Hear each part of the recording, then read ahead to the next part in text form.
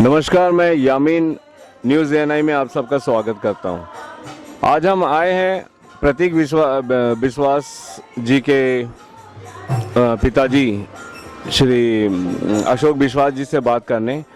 WhatsApp के ज़रिए हमें ये इन्फॉर्मेशन मिली थी कि इनके बेटे के साथ एक काफ़ी दुखद हादसा हुआ है।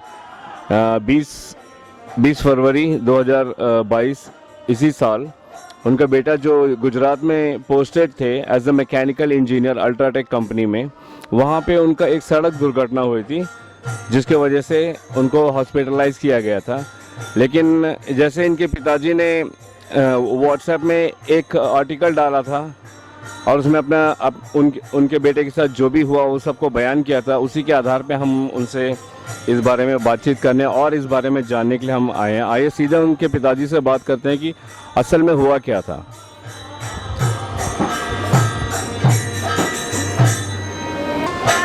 जैसा आप लोगों ने देखा कि उनके पिताजी इस वक्त बात नहीं कर पा रहे हैं क्योंकि उनके बेटे के उस हादसे में 2-2.5 महीने के बाद अस्पताल वालों के नेग्लिजेंस की वजह से मृत्यु हो गई है। तो फिलहाल हम उनके पिताजी से बात नहीं कर पाते हैं। आइए उनके जो बड़े पापा हैं उनसे बात करते हैं, वो क्या कहेंगे इस विषय पर। नमस्कार जी। ऐसा है कि प्रतीक विश्वास जो है गुजरात कच्छ में अल्ट्राटेक सीमेंट कंपनी में जो है एक जॉब के लिए उनको लिया गया था। तो वहाँ पे वो मंदिर के लिए गए थे आपका फरवरी 20 को। तो रिटर्न जो है वापस उनका कंपनी जाते समय पर वहाँ एक हादसा हो जाता उनके साथ बाइक में, और सामने से कुछ भैंस का एक झुंड आए थे, उससे जो है टकरा गए, उससे एक एक्सीडेंट हुआ। उसमें जो सीरियस कंडीशन में कच्छ से उनको आपका क्या भुज में लेके गए थे। वहाँ डॉक्टर नहीं होने के कारण उनको भुज से अहमदाबाद हॉस्पिटल में लेकर के आए, काइजन हॉस्पिटल काइजन। तो उसमें से जो है वहाँ पर कंपनी वाला ने लेके आए, और वहाँ कंपनी लेके आने के बाद मेडिकल में उनको एडमिट कराए, और पेरेंट्स नहीं होने के कारण कंपनी की तरफ से उनका जो ऑपरेशन का इमीडिएट ऑपरेशन करना करके बोले थे, और वो ऑपरेशन का पेमेंट भी कंपनी वालों ने नहीं किया। तो हम लोग अंडमान से वहाँ हम लोग का दोस्त लोग को बोल करके वहाँ में अपना एक रिलेटिव था, उनको बोलने से उन्होंने जाके 1,70,000 जो है मेडिकल में पे किए। उसके बाद ही उनका फर्स्ट ट्रीटमेंट जो है वहाँ पे शुरू किए। नेक्स्ट डे जो है मेरा भाई का मिसेस दोनों, मतलब प्रतीक विश्वास का मम्मी पापा दोनों वहाँ पहुँचे नेक्स्ट डे रात को करीबन 9 बजे। उनके बाद फिर एक सेम ऑपरेशन उनका साथ हुआ। इससे जो है मेडिकल में लगभग नहीं करके 2 महीने 7 दिन तक आईसीयू में वेंटिलेटर में बच्चा थे। बच्चा का रिकवरी हुआ। रिकवरी होने के बाद नॉर्मल वार्ड में शिफ्ट किया। 1 वीक तक नॉर्मल वार्ड में थे। उसके बाद फिर एक ऑपरेशन करेंगे बोल के दोबारा एक ऑपरेशन उनको किया। वो उसी ऑपरेशन में उनके साथ जो है एक हादसा होते साथ 2 दिन के बाद उनका मृत्यु हो गए। तो आगे के लिए मेडिकल का नेग्लिजेंस बहुत ज़्यादा थे इसमें। मेडिकल वाले ठीक से उनका ट्रीट नहीं किया, जबकि उनका पीठ में 4 बड़ा स्वेलिंग हुआ था, और उनका रीढ़ का हड्डी जो लास्ट पोर्शन नीचे वहाँ पे बड़ा एक स्वेलिंग था, जो कि एक क्या बोलेंगे उसको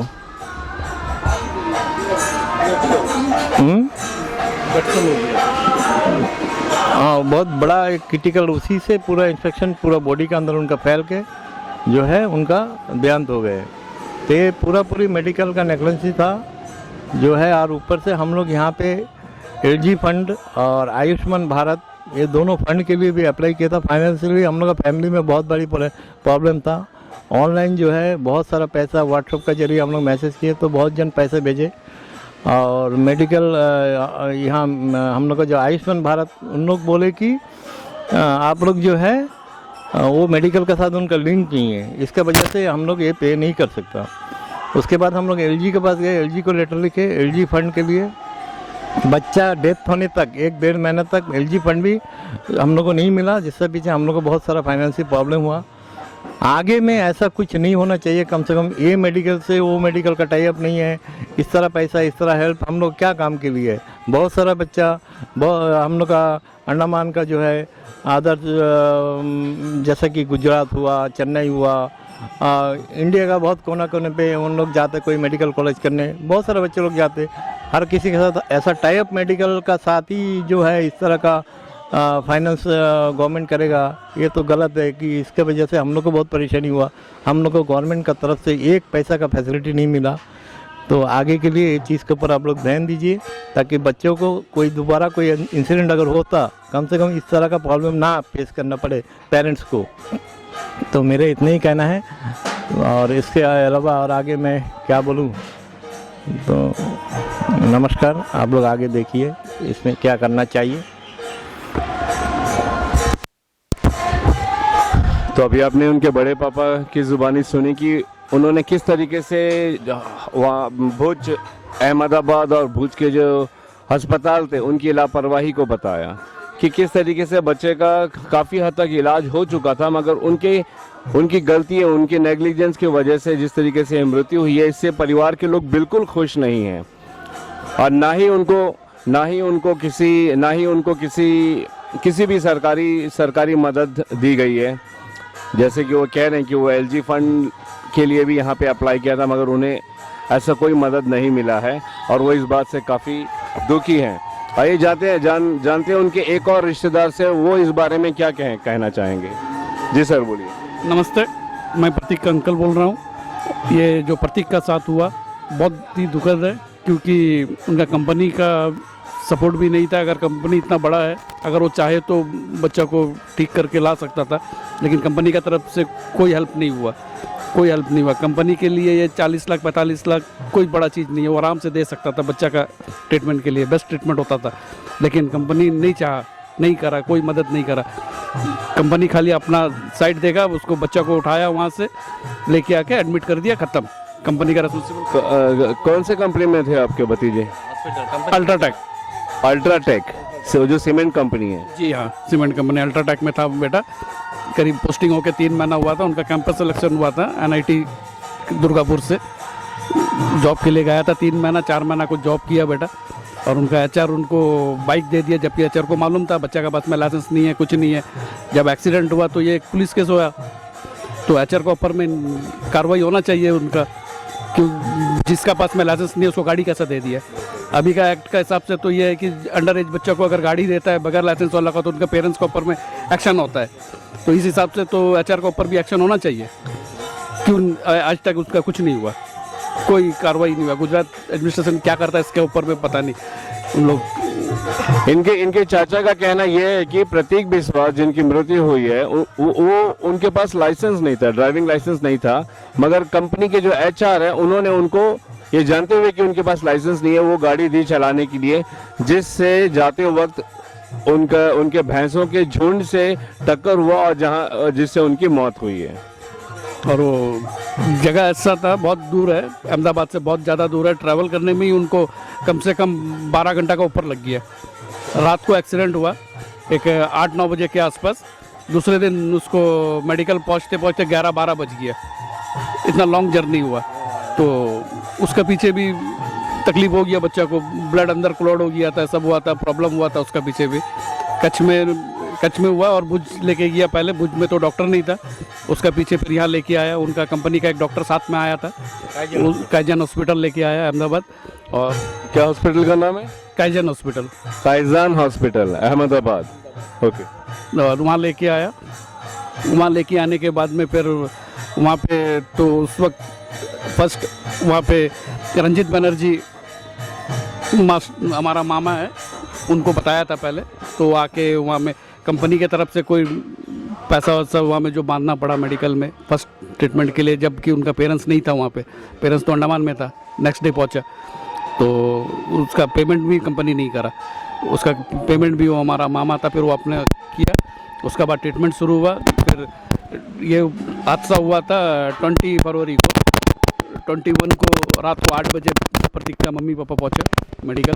उसके बाद बाकी जो करना था फिर उनका मम्मी पापा किया। तो बहुत बुरा हुआ उनके साथ। कंपनी को जिम्मेदारी लेना चाहिए था, कंपनी अपना जिम्मेदारी से भाग गई है। जैसे कि आपने अभी उनके चाचा के जुबान से सुना कि किस तरीके से अल्ट्राटेक कंपनी वालों ने किसी तरह की जिम्मेदारी नहीं उठाई इस मामले को लेकर, ना ही किसी तरह का फाइनेंशियल मदद के लिए आगे आए। तो ये काफ़ी दुखद बात है कि इतने बड़े हॉस्पिटल, इतने बड़े कंपनी होते हुए भी इन लोगों की तरफ से किसी भी प्रकार की कोई मदद नहीं मिली। अभी आइए चलते हैं हम उनके पिताजी से दोबारा बात करने के लिए कि वो इस बारे में क्या कहना चाहेंगे। हमारा कुछ कहना नहीं है, हमारा यही कहना है जो हमारा बच्चा का संग आज हुआ है वो फर्दर कोई बच्चा का संग नहीं हो।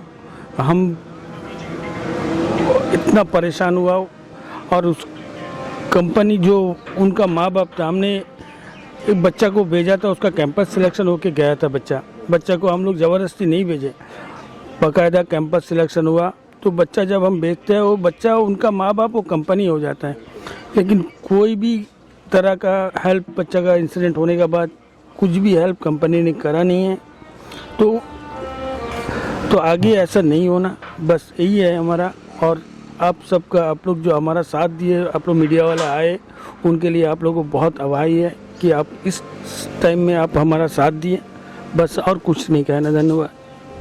अशोक जी, एनआई न्यूज़ जानना चाहेगा कि क्या आप इस बात को लेकर आगे कोई किसी प्रकार का कंप्लेंट वगैरह करने की कुछ सोच रहे हैं?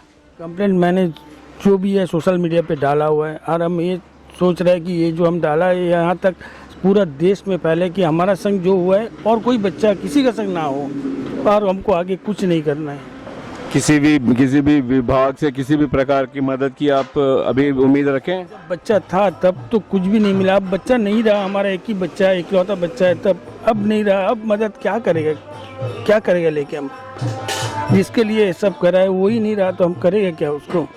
हमको और कुछ नहीं चाहिए, हमारा खाली यही है कि आगे फर्दर ऐसा नहीं होना और नहीं होना कोई भी बच्चे के साथ। बस हमारा बच्चा जब आईसीयू से जनरल वार्ड में शिफ्ट हुआ, बच्चा नॉर्मल था, नॉर्मल होके 1 वीक हमारा पास था। वीक एंड में डॉक्टर आके बोले कि उसको इमरजेंसी सर्जरी करना है, जबकि बच्चा का BP normal, pulse normal, oxygen level normal, सब कुछ नॉर्मल है। तब भी उनको ज़बरदस्ती उसको ऑपरेशन करा है, और वो ऑपरेशन में ही हमारा बच्चा का जान चले गया। हमको डॉक्टर बोले थे कि छोटा सा ऑपरेशन है, आज आपको लेके जाएंगे, एक दिन आईसीयू में रखेंगे, नेक्स्ट डे आपको बच्चा जनरल वार्ड में शिफ्ट करेंगे।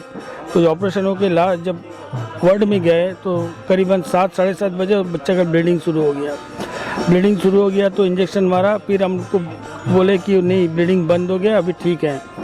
फिर रात को फिर हमको कवर उनका यूरिन नहीं आ रहा है, बोला कि डायलिसिस करना पड़ेगा।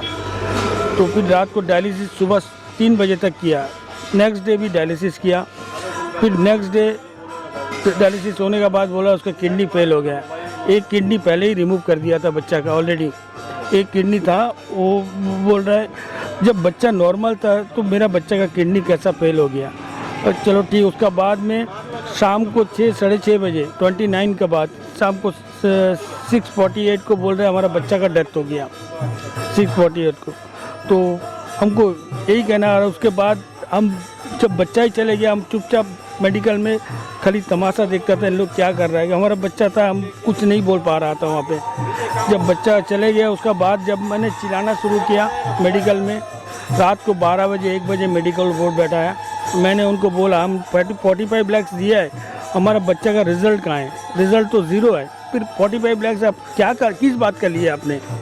तो रात को मेडिकल बोर्ड बैठा, बोला हमसे पूछा क्या चाहिए, हम बोला हमारा पूरा ट्रीटमेंट करा, अब दीजिए, हमको रिटर्न दीजिए। जब हमारा बच्चा को अब ट्रीटमेंट करके इतना लाख रुपए दे के आपको बच्चा हमारा रिटर्न नहीं आया तो लास्ट में वो लोग सब जो हॉस्पिटल का मालिक जो भी है सब आए, रात को बैठे।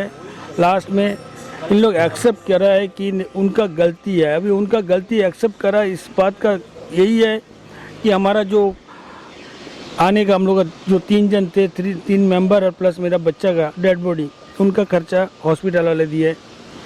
जितना भी फ्लाइट का टिकट, जो भी खर्चा, आने जाने का खर्चा में उसमें 10,000 रुपये एक्स्ट्रा दिए हमको।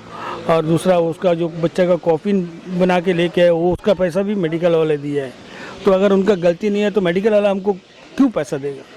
यही कहना है यार, कुछ नहीं। जैसे कि आपने अभी अशोक बिस्वास जी के जुबान से सुना कि वो अब उन्होंने सारी उम्मीदें छोड़ दी है किसी भी प्रकार की मदद की या कोई भी किस्म की मदद की, क्योंकि उनका कहना यह है कि अब जब बच्चा ही नहीं रहा है उनका, तो अब किसी भी प्रकार की मदद लेके वो क्या करेंगे। काफ़ी दुखद बात है ये, और ये जनता से और हम सब से ये एक गुहार लगा रहे हैं कि इस बात को सब तक पहुंचाया जाए, ताकि आगे किसी के साथ हमारे द्वीपों में या जहां जहां तक ये संदेश जाए वहां पर किसी के साथ भी ऐसे बड़े बड़े कंपनी और हॉस्पिटल्स के द्वारा इस तरीके का व्यवहार ना हो जिससे किसी की जान चली जाए।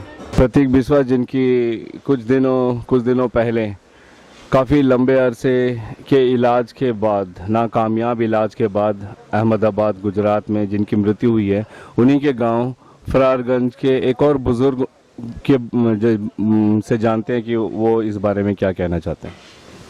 नमस्कार सर। नमस्कार। हमारे बच्चे जो मेलैंड में पढ़ने जाते हैं या वह कुछ पढ़ने लिखने जाते हैं, और इस तरह जो एक्सीडेंट हुआ है बच्चा का, इसके ऊपर हमारा एडमिनिस्ट्रेशन कोई नज़र नहीं दिया है। साथ ही इस तरह अगर आने वाला दिन होते रहेगा तो हमारे घर का बच्चा मेलैंड जाने के लिए घबराएंगे, वहाँ जाने के लिए डरेंगे भी। और ये जो प्रतीक बिस्वास का साथ में जो एक्सीडेंट हुआ है, इनको ज़रूर एडमिनिस्ट्रेशन नज़रअंदाज करना था, मगर ऐसा कुछ किया नहीं। ना आयुष्मान भारत की ओर से कुछ हुआ है, ना हमारा एडमिनिस्ट्रेशन से कुछ सहायता मिला है, ना उनकी जो कंपनी है वो कंपनी की ओर से कुछ मदद मिला है। ऐसा नहीं होना चाहिए। एक नज़र डालते हैं हम प्रतीक बिस्वास के नाम पे। आज 13वीं का भगवत गीता का पाठ और कीर्तन हो रहा है, आइए देख लेते हैं इसी।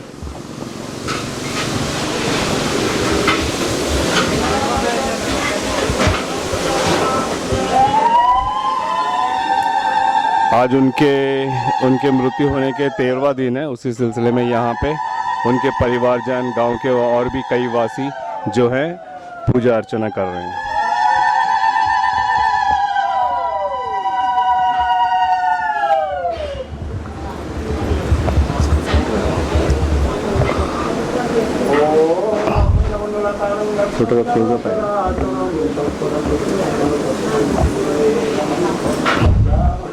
जैसे कि आप देख सकते हैं, यही प्रतीक विश्वास है जिनकी फ़ोटो लगी हुई है वहाँ पर, और उन्हीं के नाम से आज 13वीं की पूजा अर्चना हो रही है।